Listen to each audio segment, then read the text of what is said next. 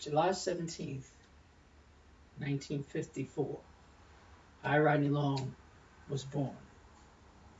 Um, Now, some people will think, oh, that's a long time. And other people say you're just a baby. But that's not what I want to talk about. I was born that long ago. And here's some things that I've noticed. Um, for whatever reason, I was doing my studies and I ran into a book by a man I had studied years ago called Viktor Frankl. And Viktor Frankl wrote a book called Man's Search for Meaning. He was Jewish, of the Jewish descent, and he was put in concentration camps. And and he realized one of the reasons why he survived that concentration camp was due to the fact that he thought about reuniting with his wife, who was pregnant. And so, even though he had cruel treatment, um, the way the guards were treating him, just cruel. But he would always see the beauty in life. He enjoyed the small end of a cigarette, and he would see the nourishment inside of dirty soup water with a rotten fish head in it, and things like that. And I think about my struggles growing up because the world was very confusing to me. You think it's confusing now? Imagine growing up reading comic books, Spider-Man and things like that, and being told you got a draft card and you're going to have to go to war. It's hard to have an understanding in this world. We're just insane at times. But the world has always been insane. And I'll tell you what I picked up from it. Make a long story short. I read a lot of books.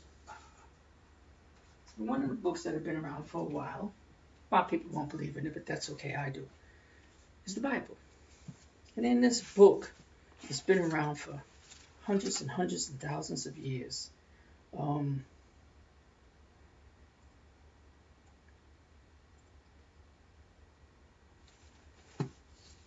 I realized something.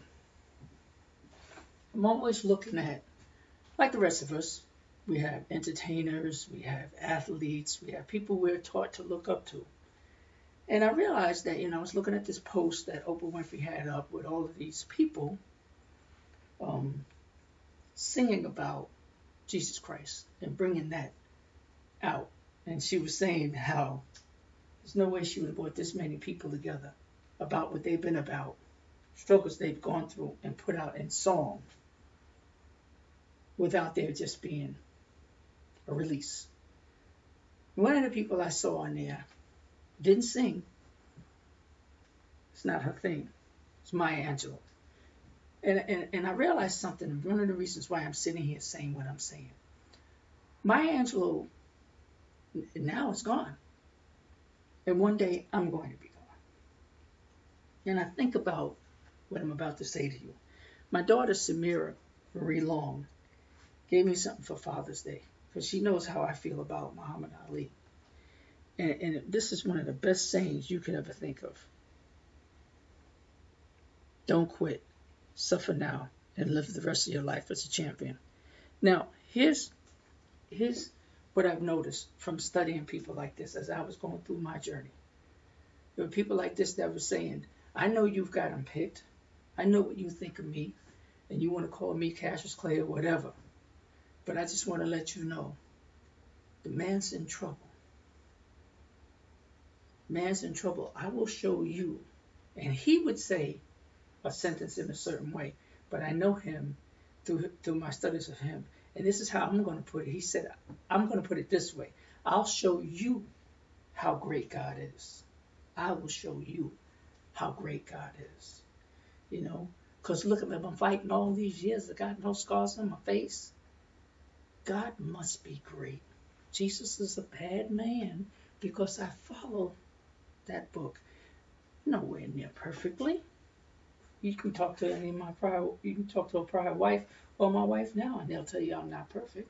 But the point is I have a belief system that tells me that I'm right. And I'm going to learn to stick for something, because if you don't stick for something, you'll go for anything. So this is what I've learned. How did I end up at 14 years old so stressed out that the doctor said I had the shingles? Well, the world was very stressful for me. And being an empathic person, I picked up a lot of things and it was confusing to me. So my body was reacting to that. I'm not asking anybody to believe in it. I know this was my story. And then I turned around at 16 and was flat on my back dying, meningitis, because my immune system just can't take all of that stress.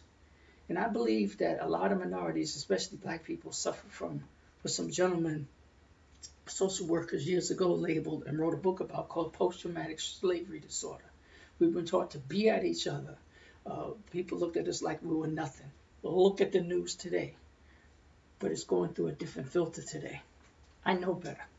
I know the importance of saying, bringing up Luke Cage, Hero for Hire. Why we don't see black comic heroes. I grew up with this kind of stuff. Why we don't hear about the Black Panther. A child needs to see himself represented. A lot of people don't understand the thing with Barack Obama. What are you trying to say? We weren't smart enough? So I had to learn for myself and dig. And here's where a gentleman named M. Scott Peck said in The Road Less Traveled, why it's so important, that I have to constantly redo my maps. One of the first things he said in his book, The Road Less Traveled, just think about it, that narrow road a lot of people don't want to go on. They want to go on the wide one, you know. And I just want you to start thinking. I have some literature that I read that states, sought through prayer and meditation, to improve their conscious contact with God, praying only for knowledge of His will and the power to carry that out. So no matter if you can sing it, no matter if you're famous, no matter if you're broke, if you know how to sit still and you know how to get what's the energy that's around you, you won't have a problem. You know, I don't need a drug. I get up, it's 5 o'clock in the morning now, I'm going to the gym because that's my habit. Best shape I've ever been in my life, only because I tune in. I'm going to leave you with this little story. Struggle is necessary. You know what I'm saying? Change change is going to happen. The struggle is optional. So I'm going to tell you a little story. My daughter's name is Samira Marie Long. She was a little girl. She won't remember this. We were living in Marlborough, Massachusetts. I want you to look at this analogy. I'm in the kitchen. I'm fixing something to eat. And she's a little girl playing around. I got a little, I think it was a Pioneer or Marantz stereo system. I got it down on milk crates. You know how it is back then. You're coming out of college and you do things like that. So all of a sudden, I'm playing this radio station. In New York, it would have been BLS, but I was up here in Massachusetts. This is Sonny Joe White, and he's just singing away, right? All of a sudden, I hear this, and you know what it was? She saw the dial, and she was just moving it around and everything else, so it just threw it off. So I come in, and I said, no, Samir, that's Daddy's stereo, and I adjusted it back to the station that I wanted, and it hit me. I said, wow, there's signals flying all over this room. But I have to adjust the dial to the station that I want. So in life, if I tune into the station that I want, it's the receiver that counts. The receiver is going to pick up whatever I tune into. So I can tune it into some way. I can go rob and steal.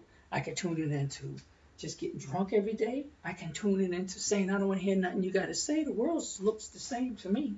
All of confusion. The only person talking about love that brother is the preacher. And it seems nobody's interested in learning but the teacher. Come on, the Temptations sang that song so many years ago. But it's when I tune in to what I need to turn in. And for me, I got to get up early in the morning before the world influences me. Sit still. Rest. And then it just frees up from me. So I just tune in. But this vehicle here, right? Steps 1, 2, and 3 teach me how to trust God. Steps 4 through 11 teach me how to clean my house because I'm taking a personal inventory of me. And I'm looking at myself, the man in the mirror, like Michael Jackson said. He didn't write it, he sang it, but he said it. That if I want to make the world a better place, I got to take a look at myself and make this change. So since Maya's not here, since Martin Luther King's not here anymore, since Nelson's not here, a whole lot of my heroes are not here. I got to take what they said and take that baton and put it in here and have my pride about myself. But I'm not better than anybody else. Jesus Christ is Lord. But I'm not less than either. So here's my challenge to you. One day we're going to be gone. What is your search for meaning? What has meaning for you? Does your work have meaning for you? Does your family have meaning for you? But I know one thing I want to leave you with is what this man said right here. Don't quit. Suffer now and live the rest of your life as a champion. She suffered for us. Jesus suffered for us. Whatever it is that you got to do, you got to learn to take that pain to grow from it. I'm going to the gym right now to suffer. But I get to be in good shape when I do that.